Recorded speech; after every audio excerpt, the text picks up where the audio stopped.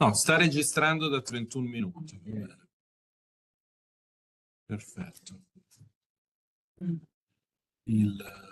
L'audio c'è, il video c'è. Perfetto. Buon lavoro. Grazie. Ciao. My name is Meghan Robison. I teach at Montclair State University in New Jersey. Let me move this a little bit so you can see me better online. Hi, everyone who's watching remotely. I hope I can speak slowly enough and articulately enough. I tend to speed up if I feel rushed, so you can always just make a signal and I'll slow down. Let's see, so I am an associate professor at Montclair State in New Jersey. I work on Hobbes and early modern political thought, but mainly on the relationship between embodiment and authority or agency, accountability, depending on how you want to work this all out. And so there are different places I look for that. And recently I started a project thinking about the agency of dolls. And so I'm going to share a part of that project with you. It's a very new project, and I'll tell you a little bit about it.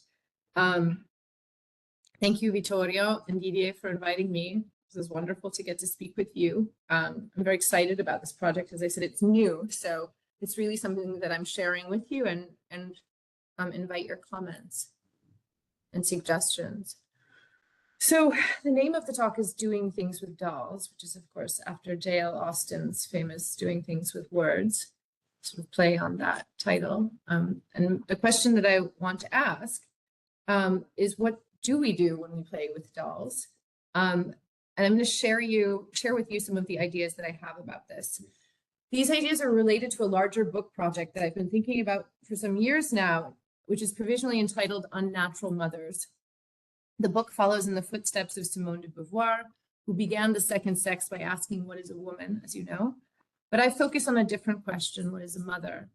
My aim is not only and not primarily to explain motherhood as tied to the real or ideal personal experience of conceiving, carrying, or raising a child. Although all of that is important, I approach maternity in light of a very recent social or cultural experience.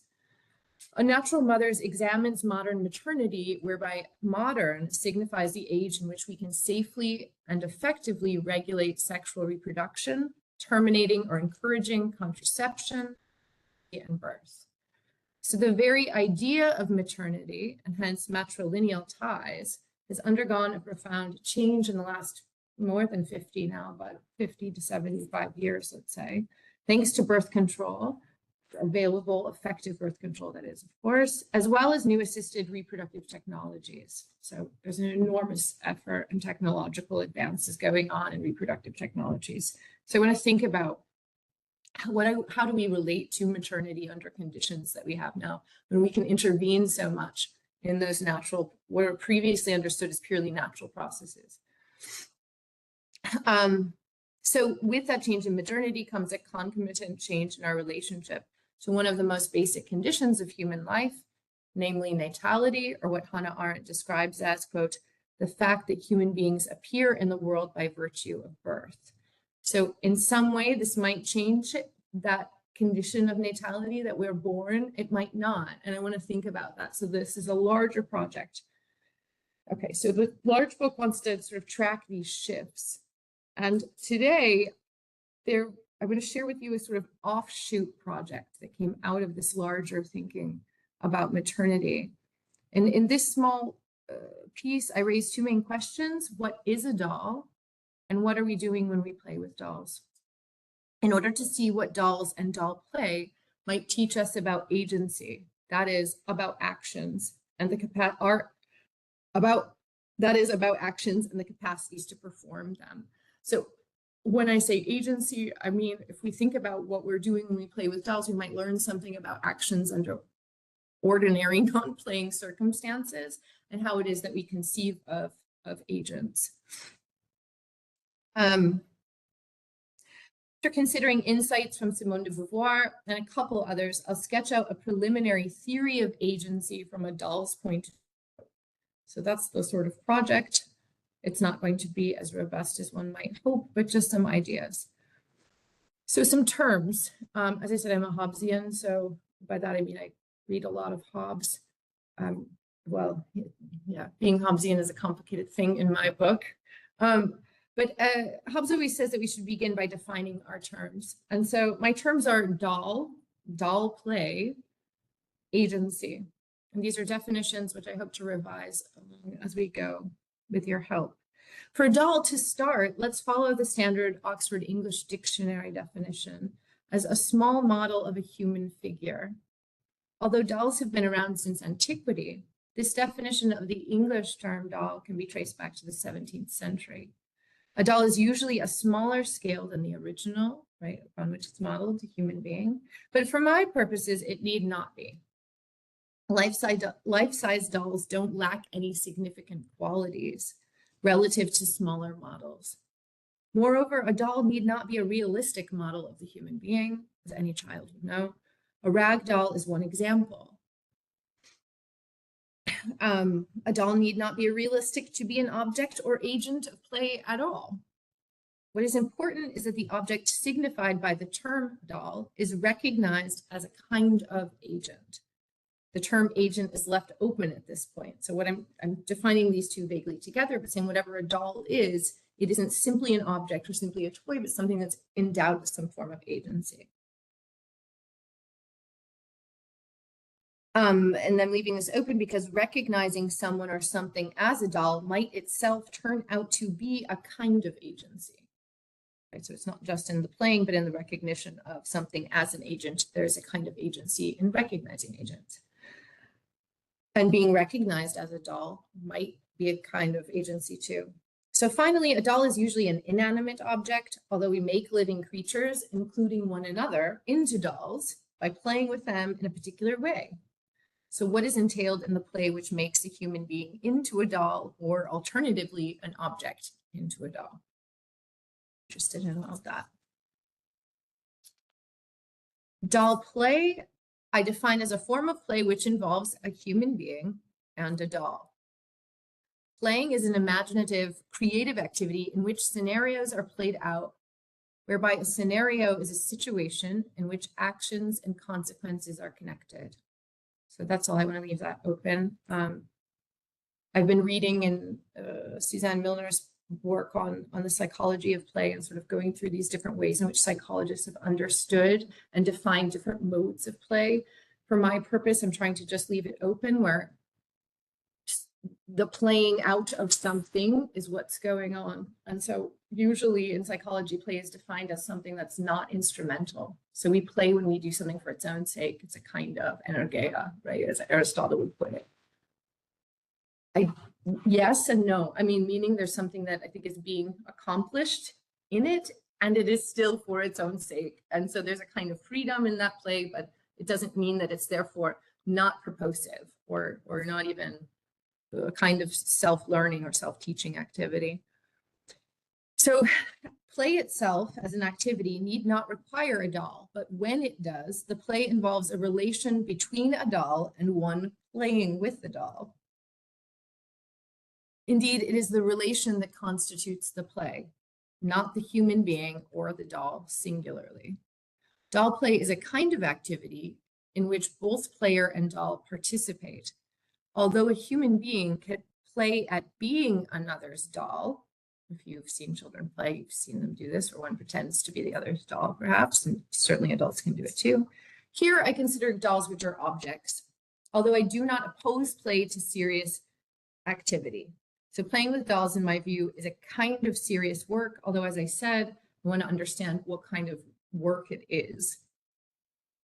So the other term I left was agent or agency. As a beginning, I define an agent as someone or something that acts. This is always illuminating, right? That acts or has the capacity to act. It's sort of a general definition. Whereby an action, however, is a kind of doing that produces some recognizable, meaningful change in the actor's relation to other human beings or to the world. An action, in other words, is a doing that is seen as having consequence. A doing is not necessarily performed as an action, since the consequentiality of a doing can be revealed later on. We can be acting and not know we're acting, find it is that we're acting later. or even the opposite. We think we're doing something that has meaningful consequence in the world, and it doesn't. So again, I'm leaving what counts as meaningful open to a sort of audience of spectators, or a relation between a doer and a spectator. Moreover, an act is seen as produced by an actor in a way that she can potentially be held account. Oh, sorry, I skipped something. Okay, a doing is not necessarily performed as an action, since the consequentiality of a doing can be revealed later on, which shows that which initiated the doing as an agent, as having an agency to act in this way. So what I mean is that sometimes we can perform actions, or things can perform actions that say that later on show that there is an agent when that agent didn't appear beforehand. So again, there's a reciprocal relationship between something appearing as an action and casting back on the agent of that action, which can happen after the fact. As strange as that sounds, I think. So that act, moreover, that act is seen as produced by that actor in a way that she can potentially be held accountable for it, or at least it can be attached to her as hers. And so there's an agent that did that, and it appears in the doing, either as it's done or later on. These are just some preliminary definitions to get us started. In what follows, I offer some thoughts about dolls and agency with the hope that they will allow us to go back and redefine or revise these definitions later on. The first section is called "We Care About Our Dolls and What Our Dolls Think About Us." That we continue to care about dolls, that we still play with dolls, and we see this playing as valuable needs no justification. So just consider that the protagonist of the highest grossing film of last year, and not just of last year, but for the company that made it for 100 years, was a doll, right? So this film Barbie. So I originally wrote this talk because I was teaching feminist philosophy, and my students wanted me to talk about Barbie. And I didn't really have a lot to add about that film, but I wanted to think seriously about what it is that they were so interested in about it, because it seemed to be that they were very interested and they were seeing something that I was missing. And so I went in thinking about this question about agency and what dolls allow us to see about ourselves and learn about ourselves from the perspective of my students' desire, really. So the project is really dedicated to them in that sense. Anyway, it was reported that the Barbie movie's success puts her among history's top 20 films. And when Barbie brought close to $1.3 billion at the box office, it became one of the only female-dominated movies among the top grossing films of all time. It's worth thinking about. Anyway, there's much, of course, to say about all of this, not least of which is an alarm about the rarity of a female-dominated blockbuster movie. But what I find even more striking about Barbie's global triumph is not its feminist message or its female director. Don't get me wrong, this is said for like my students, this is very important stuff. But what impresses me most is that the protagonist is a doll. Barbie is a movie all about a doll's perspective on the real human world. Margot Robbie, a human being, was cast to play the role, right? To play the role of a doll. Barbie is the hero of the story, not Margot Robbie. The plot follows her experience, her world. We care about what she wants and feels, and what she thinks about our world and our values. We want to know how she sees our world, to see our world as she sees it. There's a right kind of moral question there too. We want to see it as how she sees it, as a way of, you know, have we satisfied whatever desire we think the doll has for us in our world? I found this remarkable. So why do we care about what she thinks of us? Why does seeing the world through a doll's eyes, what does seeing the world through a doll's eyes allow us to see that might otherwise be out of our view? These are the questions that inspired what I will share with you today. So rather than answering these questions, and of course there are so many other texts, I'm thinking of like Elena Ferrante's work and The Lost Daughter, for example, or many of her works in which dolls play this very important role. So Barbie's not the only thing, it was just the force with which it appeared as a film, at least in America, was striking. So yeah. Rather than answering this question by discussing the content of the film, so I'm leaving the film aside entirely, I begin by looking at the way in which the doll and doll playing are figured in one of the founding texts of feminist philosophy, The Second Sex, written in 1949 or published in 1949 by Simone de Beauvoir. De Beauvoir's writings about dolls and the role of doll play in childhood are a bit technical because they're wrapped up in her larger ideas about human freedom in general and the oppression of women by man in particular. And they also include her own psychoanalytically informed views. Hence, there are several layers to unpack in order to give an accurate account of that description. Since all of these issues cannot be explored in depth today, I narrow the discussion by focusing on the relation between dolls and the realization of freedom as she explains it. So now I'm going into section 2, which is called de Beauvoir's Dolls, Two Models of Playing Embodied Freedom. So again, two models of playing embodied freedom. The relation between dolls and the kind of freedom envisioned by feminists, either philosophical or political, has been ambivalent to say the least. To be frank, it has been downright negative. Since The Second Sex, and long before, dolls have been seen as among the most effective of the, quote, master's tools, to use Audre Lorde's description, for the oppression of women. Although one can find other reflections on the doll, particularly the baby doll, as an instrument for dominating women, Simone de Beauvoir's reflection provides a fruitful and original starting place, in my view, precisely because of her ambivalence about dolls and the roles that they play in young lives. Drawing from her reading of psychoanalytic literature, including Freud's writings, but not only, she really blends together and sort of creates a psychoanalytic perspective of her own. De Beauvoir distinguishes two kinds of dolls in accordance with sexual anatomical difference. The boy's body is equipped with a natural toy, she says, a living body part, a penis. The girl's doll is artificial. It is not living. It is not continuous with her body. It is an independent object, a kind of prosthesis. Through play, each is allowed a different relation to him or herself. So obviously this is going to be completely gendered insofar as the account is gendered. It's based on sexual anatomy difference, right? So the account itself, the exposition of the account will also follow that. Let me here explain a bit more about this because it's an interesting, perhaps strange idea. So first, the natural doll. De Beauvoir's reflection on dolls begins with an observation about male anatomy. Conceptually, she begins not with the body of the boy, right, the boy child, but with a myth which she presents as a story that is told to a little boy by his father. In this story, she argues, male superiority and the right to rule over the male is explained as embodied in the male form. I'm quoting, the child is persuaded that more is demanded of bodies because of their superiority. The pride of his virility is breathed into him in order to encourage him in his difficult path. End of quote. Like God breathing into the body he has formed out of earth, right, when he created the first man, Adam, animating it with his divine breath, the myth shows authority as a natural embodied right. This is obviously patriarchal authority. She continues, quote, the pride of his virility is embodied in the penis, end quote. However, since the body cannot show this superiority on its own, superiority requires at least two, right? A showing and one who sees it as such.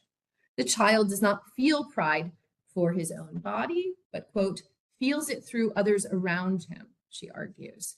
Continuing and quoting again, mothers and wet nurses perpetuate the tradition that assimilates phallus and maleness, treating the child's penis with a singular deference. So, let me see. Doll play in this sense, and we'll go on to talk about it, seems to entail a kind of representation, right? Either the one that's played with or the one playing represents someone or something else and what it's seen as. So deference to the male child is given on account of the shape of his body, resulting in an identification of maleness with that organ, the phallus. This deference, she notes, is expressed in treating the penis, quote, as a little person. And this is where the representation comes in. Caretakers will, quote, give a friendly name to the boy's sex organ. They speak to him about it. as of a little person who is both himself and other than himself. They make of it, according to the words of Belen, quote, an alter ego, usually craftier, more intelligent, and more clever than the individual, end quote. So from this perspective, human beings have been distinguished into two groups on the basis of their sex organs and the role that they play within natural sexual reproduction. And both play a role in authorizing the power of the male over the female. While the father tells the son of his privilege, the mother and other females who care for the child authorize it, and in so doing, assimilate maleness with the phallus and authority with the male. So this is kind of right in our scene, the beginning scene of sort of male authority arriving is through this exchange of the body being sort of symbolically overlaid with this power and seen the body of an infant. Authority is instituted in two steps: by seeing the part as male, by personifying that part, right? By seeing it as expressing a kind of autonomy, let's say, or some kind of power or authority, and giving it therein some kind of agency. By showing deference to the male on account of that part, which seals in effect the connection between male power as male power over female within the male body. So that's just the scene she's describing. De Beauvoir continues, noting, quote, anatomically, the penis is apt to play this role. This is what I'm interested in, what she does with this part.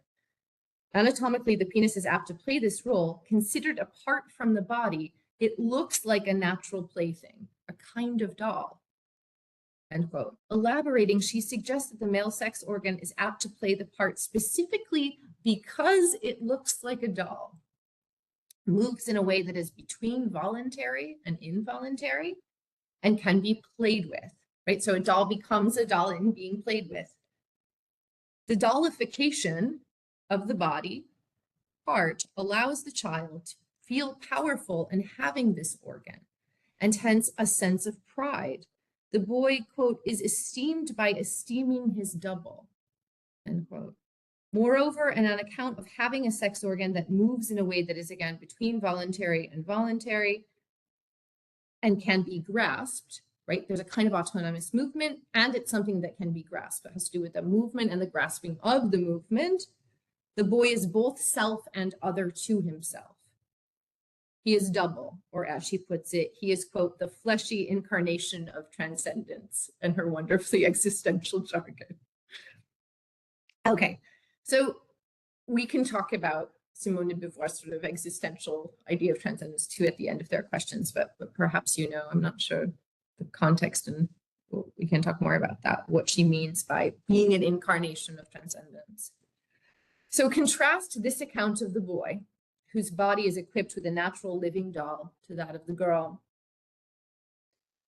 The female child is not endowed with a natural doll, an alter ego. Hence, she cannot objectify a part of herself, preserving herself as an active agent who is doing the work of objectification. Instead, de Beauvoir writes, quote, she is led to make an object of her whole self. The doll of the boy, on the other hand, the doll then is offered to her in order to compensate for this lack. So interesting to me, right? So on the one hand, the girl, because she's in a position of not having a part that works in this kind of way, she has to embody her whole self, which is objectified. And then as a compensation for being holistically objectified, is given a doll. It's a very interesting difference, and there's a lot to say and think about. I think about the whole and part, the different dynamic that's going on here when we're talking about agency, or at least at this point, we're not yet talking about agency. We're talking about freedom in de Beauvoir's sense. So again, the doll is offered to the girl to compensate for her lack of a penis, but it's not just a lack of a penis. That's the point. It's a lack of being able to objectify herself and sustain her role as the one who objectifies herself by grasping herself in this way. Here's what she says at length, quote, not having that alter ego, the little girl is not alienated in a material thing and cannot retrieve her integrity. On this account, she is led to make an object of her whole self, to set up herself as the other. Whether she knows that she is or is not comparable with boys is secondary. The important point is that even if she is unaware of it, the absence of the penis prevents her from being conscious of herself as a sexual being. From this flow many consequences, but the constants I have referred to do not, for all that, establish a fixed destiny. Continuing, she argues, the phallus assumes such worth as it does because it symbolizes a dominance that is exercised in other domains. If woman should succeed in establishing herself as subject, she would invent equivalents of the phallus.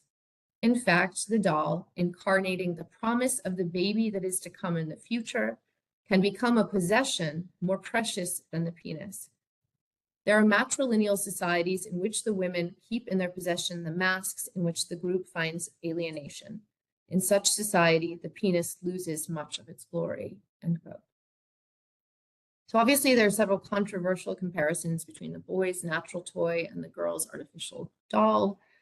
And the way that Beauvoir's framing of the opposition, the boy's body providing the original model from which the girl's is described as a lack, which conforms to the traditional idea of woman as not man, as other than man.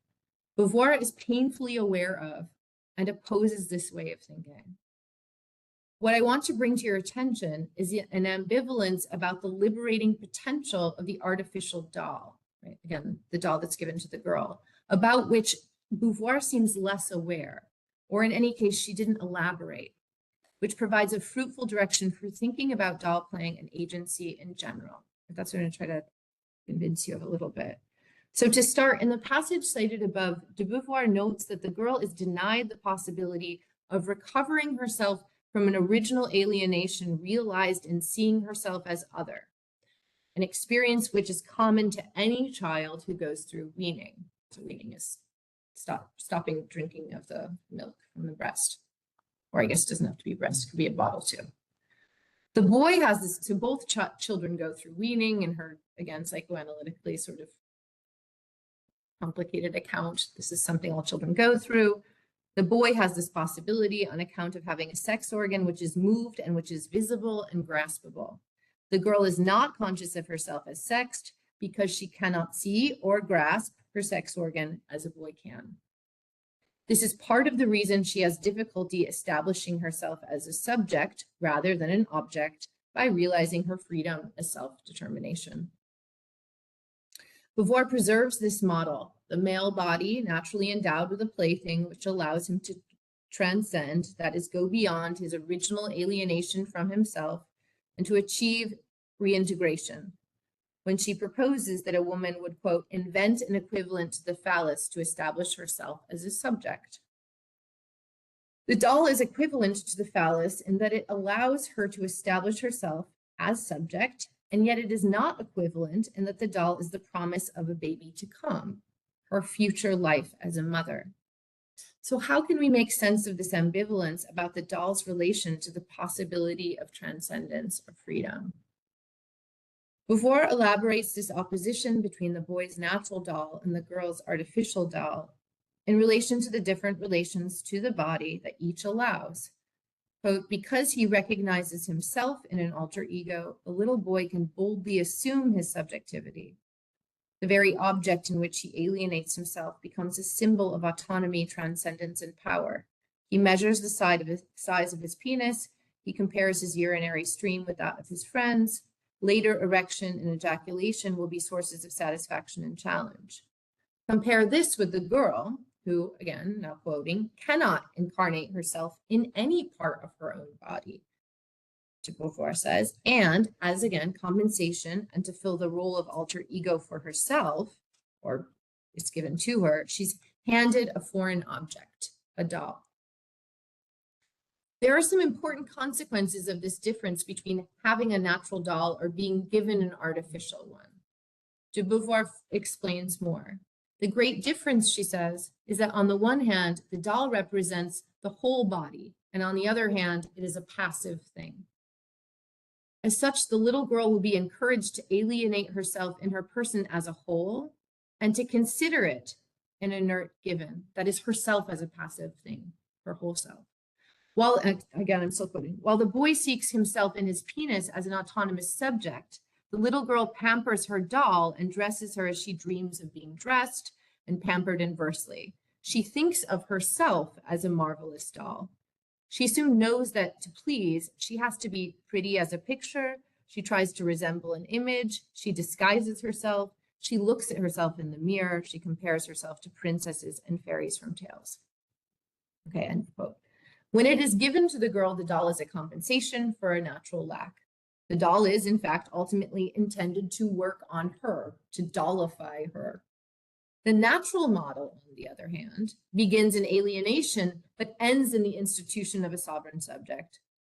The artificial model allows the girl an opportunity too, one which she will need to realize if she wants to achieve transcendence, to transcend the idea of woman she has been placed in as other to man, which dooms her to see herself only as a negative, not a positive, and an object, not a subject. But she argued is afforded the same opportunity. He can also play with toys. He can also realize himself in this way. So again, a boy has both models available to him, whereas the girl has only one. Now, this may sound like, well, binary blather, as we might say nowadays, right? I mean, and we can critique de Beauvoir, of course, and I know that sometimes it's very, I don't know, anachronistic to even work on de Beauvoir because of the sort of criticism launched at her.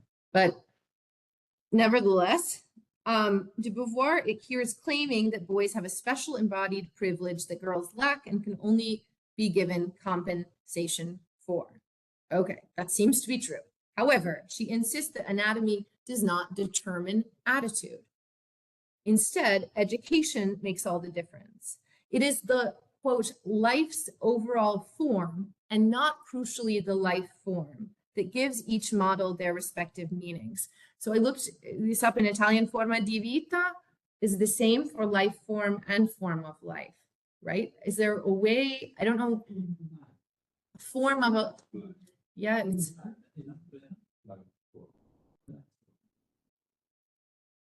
I tried to find, yeah, probably, that could be where you could find it. It's used, of course, in philosophy, so there must be, but when I was working on it today, I realized that this, so when I say life form would be the form of the shape of the body or a living organism's form, as opposed to the form of one's life as a more autobiographical thing. Yeah, so that's going to be the distinction here for a minute. So again, Beauvoir insists that it's the life's overall form and not crucially the life form of the creature that gives each model their respective meanings. She explains this in relation to a moment of life which is common to both, the weaning. Here's what she says: all children try to compensate for the separation of weaning by seductive and attention-seeking behavior. The boy is saved from his narcissism by turning his attention to his penis, whereas the girl is reinforced in this tendency to make herself an object, which is common to all children. The doll helps her, but it does not have a determining role. The boy can also treasure a teddy bear or a rag doll on whom he can project himself. It is in their life's overall form that each factor, penis, doll, takes on its importance.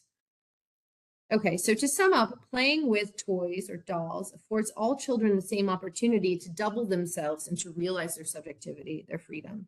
But when a girl plays with a doll, there's a catch, not because her doll is not continuous with her body, but again, because of the external factors that limit her play. While the doll is a resource for projecting her freedom, it also funnels her desire for approval in a specific direction. Her imagination, her imaginative play is held captive by others' expectations. She clothes and comforts her doll, preparing herself for her future maternal duties. Being a wife and mother is the, quote, form of life, right, that gives her the best chance for love, for approval. Okay, so just to conclude this section, hopefully we're okay for time. I've got just a little bit more. So we're okay? Okay. The child, quote, inhabits the level of play and dream. He plays at being. He plays at doing. Doing and being are not clearly distinguishable when it is a question of imaginary accomplishments, says de Beauvoir. I want to repeat that because it's so important, I think. The child inhabits the level of play and dream. He plays at being. He plays at doing. Doing and being are not clearly distinguishable when it is a question of imaginary accomplishments. It's very Nietzschean thought, no, that there's no difference between being and doing, that the being is in the doing, that kind of lack of the opposition or duplicity in the way that we live in the world or engage the world. Anyway, but the girl, she says, is not only a child, she is also a future mother. So the girl has a special status as a child. She has a sort of amphibian status, let's say. She's both a child and on the way to a mother, or even just a woman, right? Insofar as adolescence is already projected onto her. This shaping continues when she receives a doll, crucially not because she lacks a natural body part, but because the overall form of her life has already been determined, advancing toward motherhood, and the doll's role is established by that form. Thus, the girl's play is not free. The doll is an ambassador of the adult world, importing adults' desires for her, upon her, shaping her play, and thereby melding their desire for what she will become with her own. But what about the artificial model of play? What if it is freed from the clutches of those who see the girl as future mothers?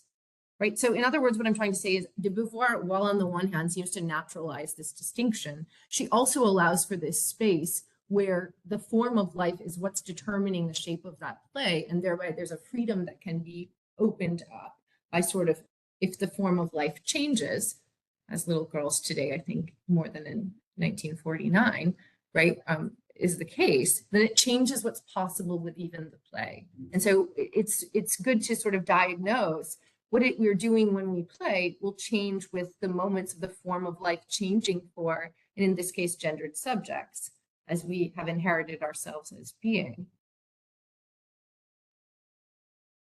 So what if this doll player is freed from the clutches of those who see girls as future mothers? Here are some thoughts. Firstly, while the natural model of play seems limited to boys, and I use natural because it's her term for the natural doll. Firstly, while the natural model of play seems limited to boys, and of course, the question is it, right? We're just assuming this is what, right? That a male child has a sexual organ that you can grasp and play with as opposed to a female child. This is, of course, what she says, but we can question that certainly. The artificial model of doll play is available to all children. Any child can play with a doll. Any child can treat a doll as an object as a doll. What is involved in this model of doll play? Well, first, there are two. There is one who plays with the doll, an object. There is one who plays with the doll, which is an object, the doll. And we can distinguish a doll from an ordinary object, leaving open the possibility that a doll can be undolled and an object can be dolled, as I told you when we started, in that it is treated in a particular way. So that's the question. What do we do when we doll an object or undoll an object, or a subject, I guess, too? I think that how we do this is that we treat that thing in a particular way, as a thing that wants and needs, as a thing that can be responded to. This is what distinguishes doll playing from mere, more general toy playing. For example, if the doll is seen as a baby doll, whether it actually looks like a human baby is irrelevant. She is seen as making demands on the child, right? To be fed or changed or soothed or washed or taken on a walk, revealing that the child recognizes the doll as desirous, as making demands on her. Her play is a way of contending then with the demands of nature and natural material life, giving herself the freedom to respond in various ways. And while it might seem that when the doll is given to a girl, in de Beauvoir's account, it has a voodoo-like power to shape the overall form of her life, right? As if, again, using the Greek root of the term, that it has some kind of magic power within it that can, determine how that play is done. I don't think that's de Beauvoir's point. It doesn't doom the girl to femininity and maternity. Instead, what makes all the difference in her view is that the overall shape of the child's life has been determined in advance by something outside of her play. Much more can be said about de Beauvoir's idea of freedom and the way in which a girl's freedom to realize herself as a subject is restricted to femininity and maternity since childhood. What is important for the current study is that de Beauvoir breaks with the traditional way of thinking about dolls and girls, which explains doll play as an effect of natural maternal feminine desires and hence diminishes the potential power of the play.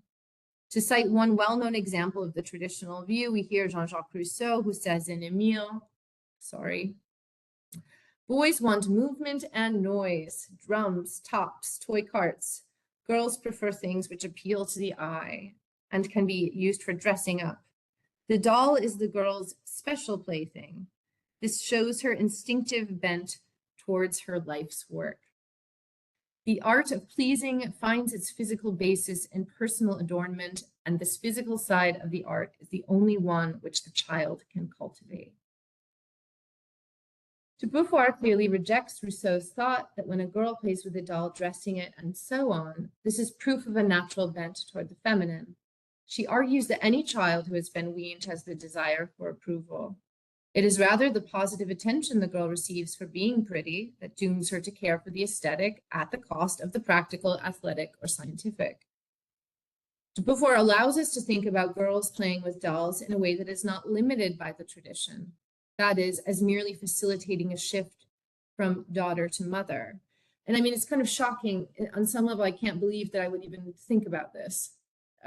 Because of our moment in history and how much we have sort of gone through thinking about this topic. And yet, as you know, if you go into a store in Italy, as in America, right, we have toys for girls, and the doll becomes one that has this cultural significance still. And so to do a critique of this is still relevant for us because we're clearly still thinking through what that means and what else it could mean. So as I said, de Beauvoir allows us to think about girls playing with dolls in a way that's not limited by the tradition, that is, as merely facilitating a shift from daughter to mother. And while we have good reason to denounce the maternalization of children, if we redirect our attention to the relationship between play and the overall shape of a life, we can not only save the proverbial baby doll from being thrown out with the bathwater, but also rethink the power our dolls have for us. So this is one further reflection on Baudelaire, and I'm coming to the end. Returning to the questions that opened my comments, what is a doll and what are we doing when we play with dolls? In this next final short section, I examine other reflections, some sustained, some scattered, on dolls and playing with them. And then drawing from all of this, I offer a preliminary outline for a theory of agency through a doll's eyes. Again, very sketchy. So Baudelaire, in his essay, The Philosophy of Toys, Charles Baudelaire illuminates the life of the toy and how it is born through the child's play. All children talk to their toys, he writes, and when they do, the toys become actors in the great drama of life, scaled down inside the camera obscura of the childish brain. End quote. By being played with, dolls are actors in the drama of human life. Playing with dolls is playing out the drama of life on a smaller scale. Like an architectural model, the dollhouse and its inhabitants, what Louisa May Alcott called dollinity, a population of dolls. So she sort of made this word, it's kind of wonderful.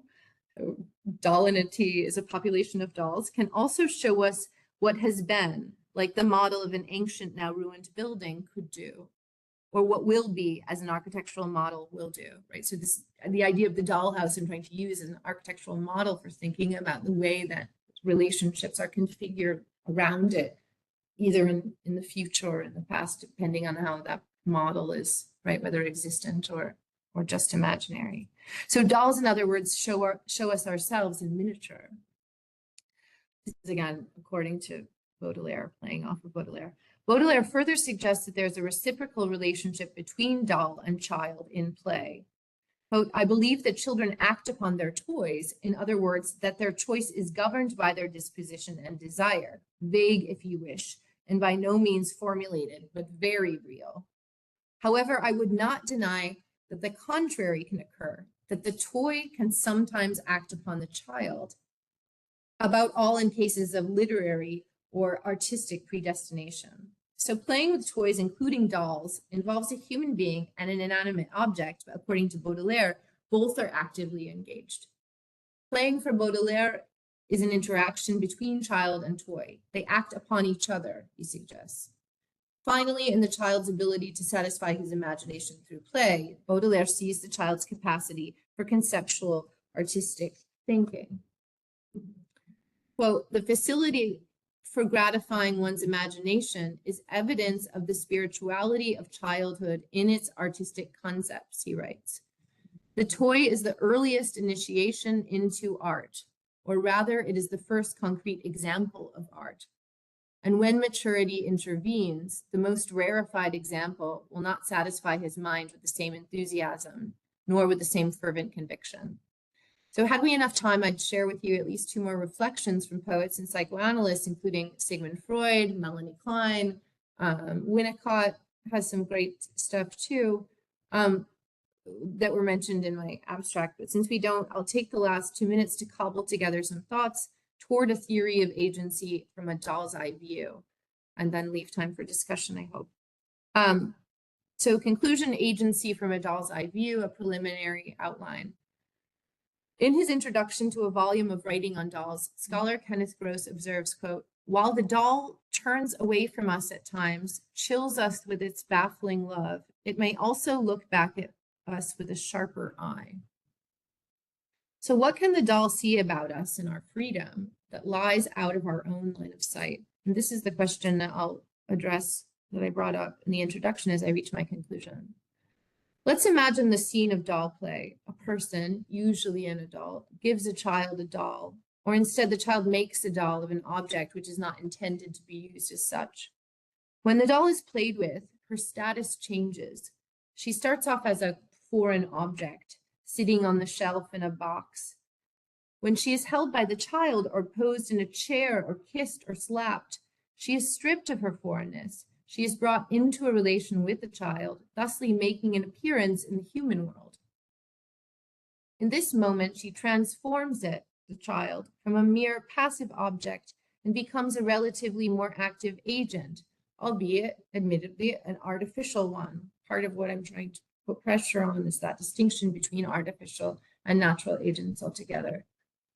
For when the child plays with a doll, she doesn't treat the doll as an object, whether she is careful or cruel. She treats it as a living creature, one with desires that call to be responded to in particular ways. In treating the doll as something that is worthy of being responded to in this way, it becomes a he, a she, someone. I think of my daughter who was always offended on behalf of her own doll, named Baby, whenever I don't call the doll by her name. The joke is that she doesn't really have a name, right? Because her name is Baby. It's Bambola. It doesn't.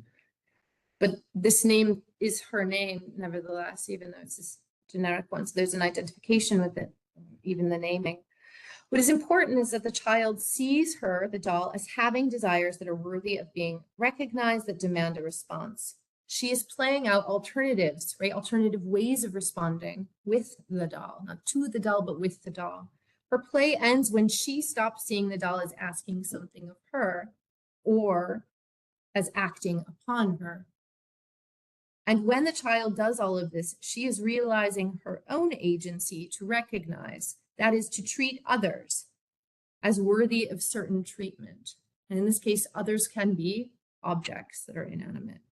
And dolls do this even though they don't have desires, reasons, or wills. So traditionally, philosophically, we think about agency as something that, right, is sort of centered, and the source of that agency has to do with our voluntary motion, our will, our desire, something that's part of the living life form, so to speak, and certainly not something that an object would have that lacks any of those things.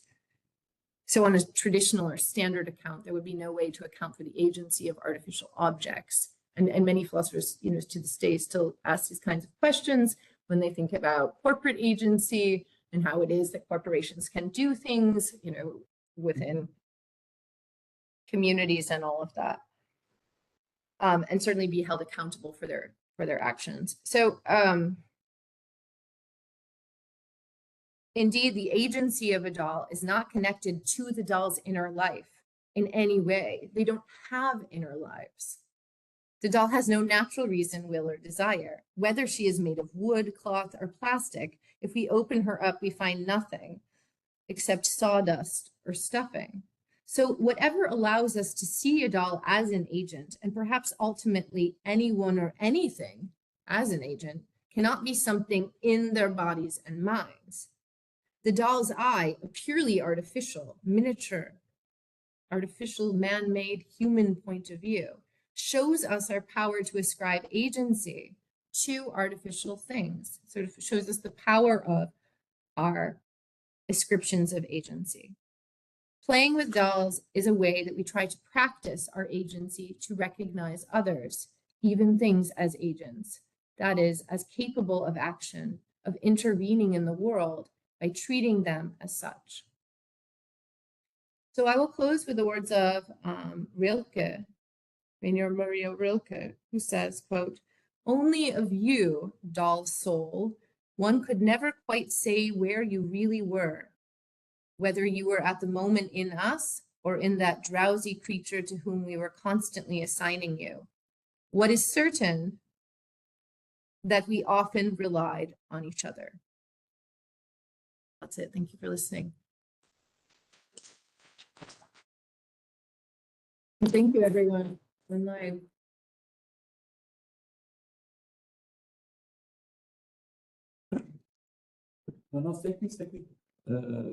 Se ci sono delle domande, c'è una persona, Anna Viola, potete intervenire, se no discutiamo. Lei parla perfettamente italiano, quindi non è interessante.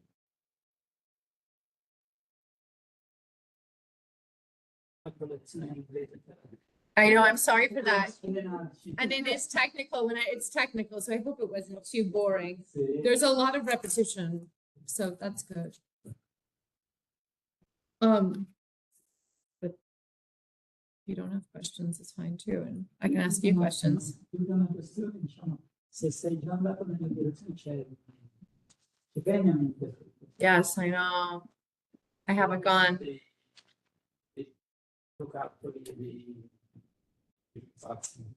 Yep, I have to read it. What is, I mean, just for the sake of conversation, what is his, do you remember what his theses are or what he's interested in?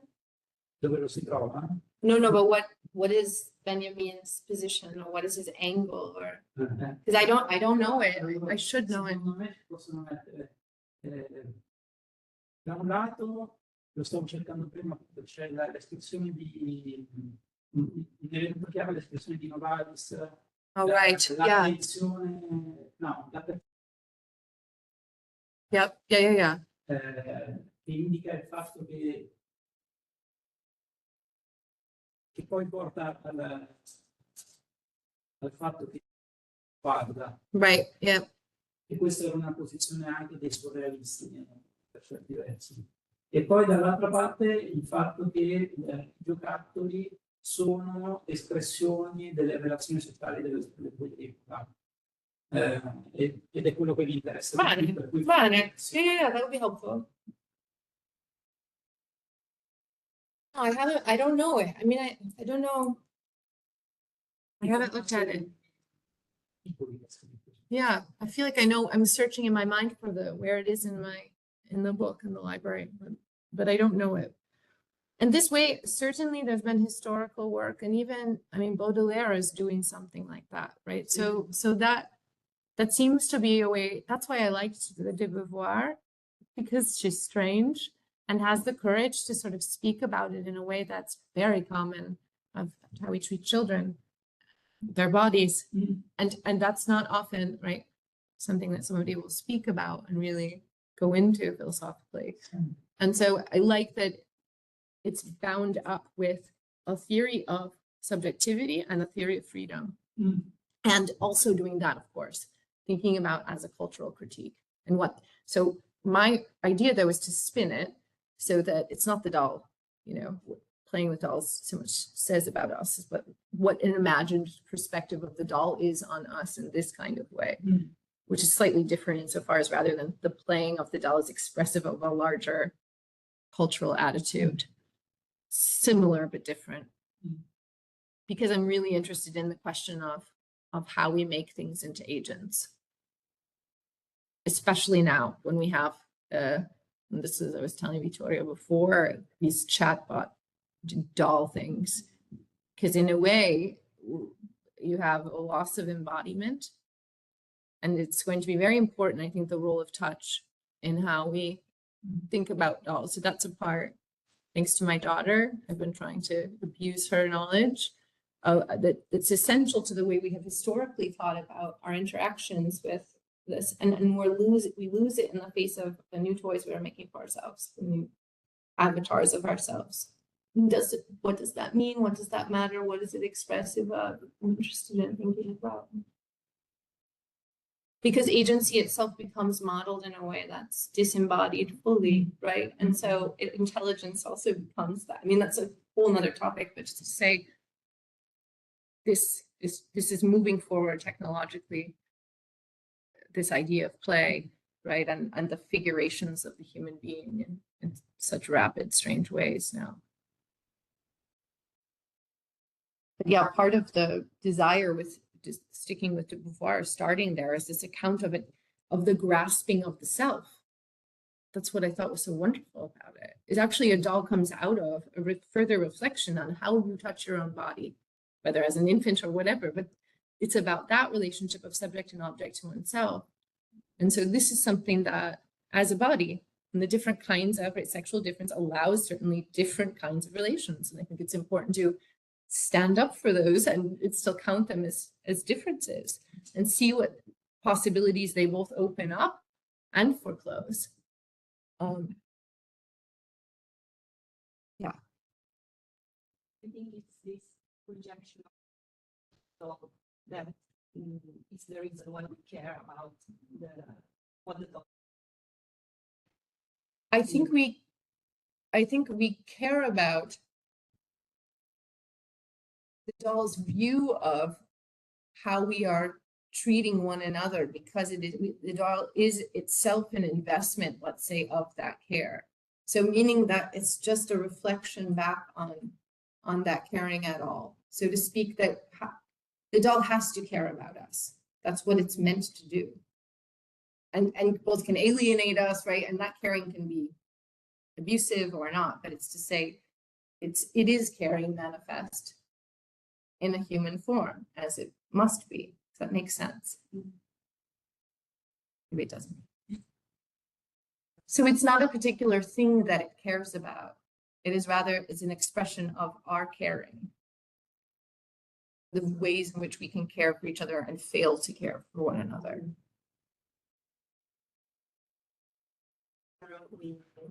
We think that the dogs, they like how we think. I understood. We want to think of that they like how we, so there's an investment of that kind of caring, because that really is, I think, all the doll, why it can be any object. You could take the jacket off of the wall and treat it as a doll, and we would know you're doing that and say, I mean, of course, there's certain gestures that are part of this sort of signification of care, which is very easy with a child, right? What those gestures are, meaning there's part of that. But I mean, I think that the point is that the doll is an expression of that caring and a way that that caring gets worked out. So how could we not care about what the doll thinks, since that's what the doll is? It's invested with all that love, all of that care for ourselves, for one another. If that makes sense. I'm not sure it does. I have a question. I'm not sure to have understand what you said about your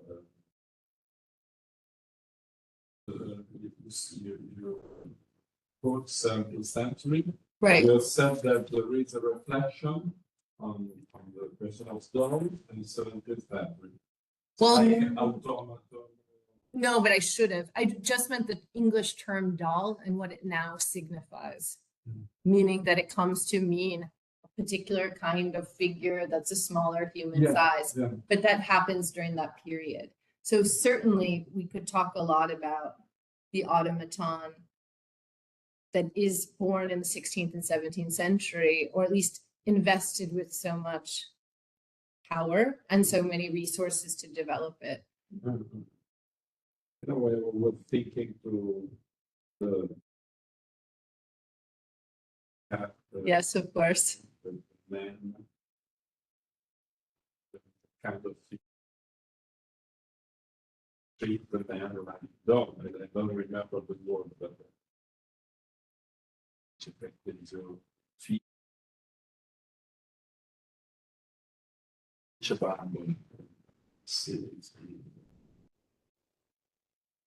L'uomo, questo se la calcio sull'uomo. Stare per l'anno, invece facciamo. You mean like the passions of the soul and this, what he's talking about? No, the man. The treatise on man. Ah, the treatise on man. Yeah, yeah. Yeah, sure. The- And there's a really, I mean, this is separate. The reason why I didn't think about this, and there's a lot to think about it. I work in the 17th century, and as you know, and I work on Hobbes and Hobbes' concept of life.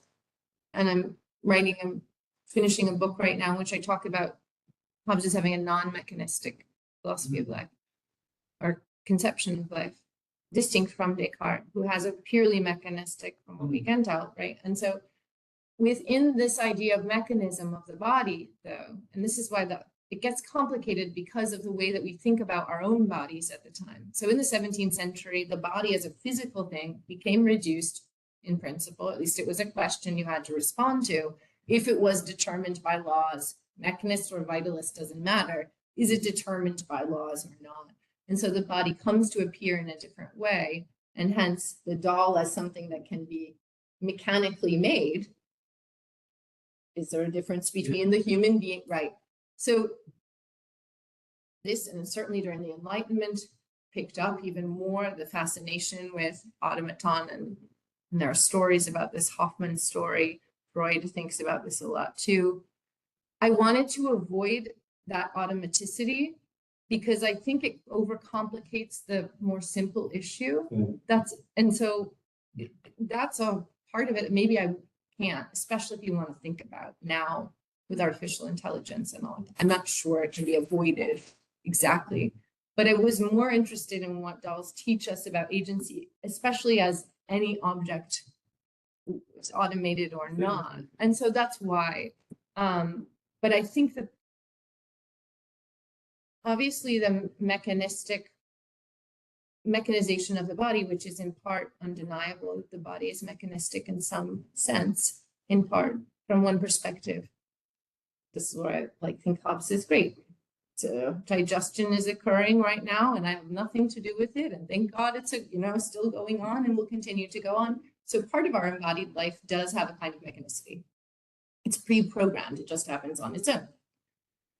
This is covered over with this other kind of movement that I'm all now doing. So these things are entailed and mutually implicating in a way that autonomous movement, let's say, or the self-movement that the human being comes to appear as, has levels of description or levels of visuality, right? You can't see that I'm digesting, but you could, meaning we're both, as it turns out, at the same time. And so the mechanicity question isn't so interesting. This is in my work on Hobbes. I don't think it's interesting to Hobbes, but it doesn't matter about Hobbes, just to say, because we are also self-moving, we move ourselves voluntarily, let's say in a way that seems autonomous. We're free, as Rousseau would put it, whatever. And so it's that part that I'm more interested in than the threat of mechanicity. Does that make sense? Okay, I'm just this is very new project, as you can see, and so a lot of the ideas I'm still trying to work out exactly what I'm trying to explain. And yeah, as you can see.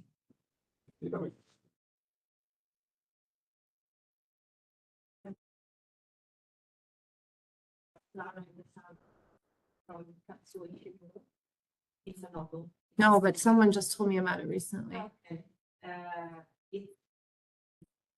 It's a protagonist story. and it's an automated doll. Like it's a toy you can buy in the shop. So it's both of these things, I think, because in the end you project something in the doll, that you care for it, you're sad for the ending. So Of course, yeah. I mean, I think so. at the same time, it's an object that is automated and assists the So I guess what I'm saying is that's of course not surprising. And why wouldn't we fall in love with "We have loved our dolls forever"? So I'm trying to think of a better way to answer your question, but that is what the doll is. So it's not surprising. The desire to make them more and more human, which has gone back to Greek antiquity and before, right? I mean, Galatea, like these stories are the capacity for human beings to make human beings artificially as objects of love generally, and or subjects of love, right? The best doll is the one that is autonomous. And so my point is, you're not projecting anything. Because, and that's the strange part, everything is in projection or in an exchange anyway. There's no inside that's being projected onto the outside. So I just sound really Nietzschean, I guess. It's rather that just as you and I are, why not have a doll who's involved in our relationships of love and care and concern? There's nothing inside of anyone that makes them worthy of love. They're worthy of love insofar as you see them, recognize them as such. And so I'm trying to. I think what makes it strange is that usually the doll is not. So you think something inside that makes it human. Yeah. So that's why making dolls that are more human-like is kind of not the point. Right? And so even though it has to be the point, it's as if we're not convinced by our own agency and our own capacity to have these and maybe the agency is wrong. Maybe I'm just talking about love the whole way through, more than, right, being concerned or caring with something in that kind of way, whatever that means.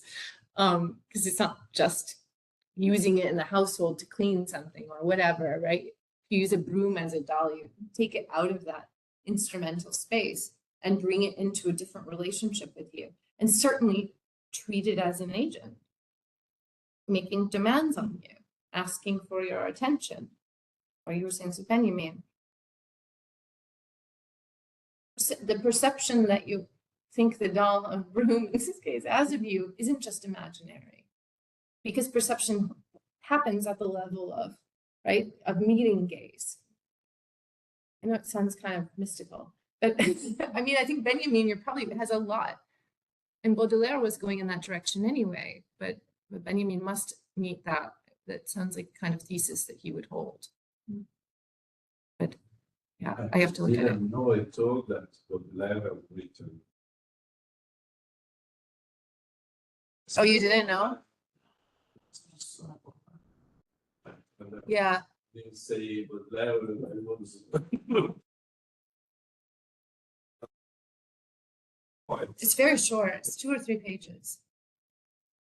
When I told you this is just invented from my students last year because of this Barbie movie and feminist philosophy. So I started reading anything I could within that amount of time, and there isn't a lot, interestingly. There are small volumes. I mean, maybe here you have more, your bibliographies are better, but it's not except as this kind of AI sort of automaticity kind of question, but it's usually about rationality and agency, then not the kind of agency I'm talking about. So different. I think the theme is super, very, very interesting. I would like to read it. So, yeah, sorry, was if it's possible, no, because I'm not sure I will catch all the passages, but I think that the image for Yeah. example, I'm not sure that there's to have something to the constitution, something related to your professor. For example, in the 70s, Barbie, of course, it's not so developed like now, because now we have less Barbie, residence Barbie. Yeah, Barbie, the family can. Then we have the doll for kids, for boys, because him has the capacity to do so. Wow. Sì, Did you want to ask before you go? Just a small thing. Yeah. A reflection. Sorry. No, that's okay. Sorry. I found that the word dolification. Yeah. It's really like generative with respect to your thesis. Because I thought at the very beginning you were using it as a synonym of objectification. Yeah. But at the same time, it's also a movement to subjectification. Yeah, that's what I'm trying to say. Okay. Well, yeah. So I just discovered the other word. Sorry. No, it's okay. It's a straight, yeah, but that's the point, right? Is that you're actually through the objectification, making a subject of the object. That's the whole point. So that's interesting. Yeah, and I'm studying different things like technology and big data, and like datification is a word that I'm listening a lot and implies the idea of objectifying things through data and make it like commodities, commercial, ready for the market. But it's interesting to, if I change dolls with data in a way, they are also subjectifying the person who adopts them in a way. So yeah, or themselves, because of capitalism. It's a longer conversation to say, but because of them, they act as agents within the market, right? And become sort of subjects of agency, let's say, in a very different sense of moving and shaping human lives. So yeah. Terrifying. Think about mindset. Yeah, that's great. Thank you so much. It was but it was interesting because I don't know if as an Althusserian, I would say a doll is a kind of interpellation. Yeah. It's a way of. That would be, yeah. And Self-interpretation. the doll of Barbie was a kind of interpellation from Big Jim. Because Big Jim was someone who acts things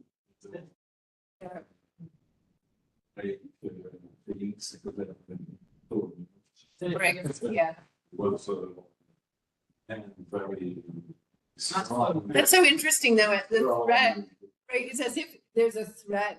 I don't know what the sort of history is, but a perceived threat about having to sort of interestingly respond to sort of the female doll being put up by hyper masculinizing a doll, right? I mean, there are many ways you could respond to that threat, whatever that was. And if you see this creation of a boy's doll, there's some kind of crisis, I would imagine, that's being worked out there. Keep things where they are, right? That's Il raddoppio del soggetto. right. Se lui uomo.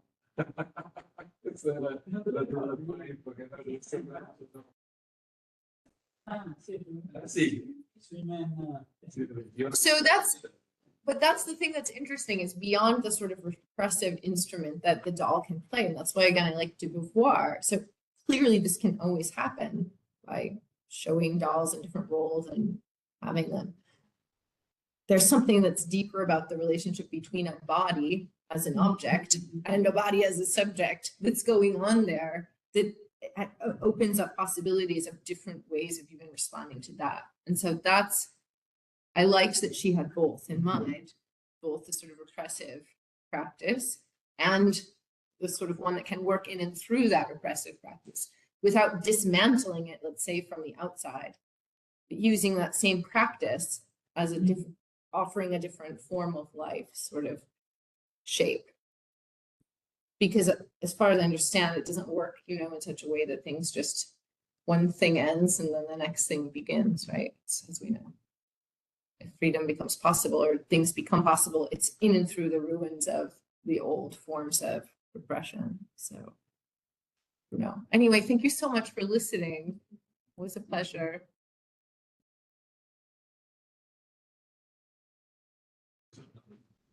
We can close. Thank you. Thank you. Thank you for coming.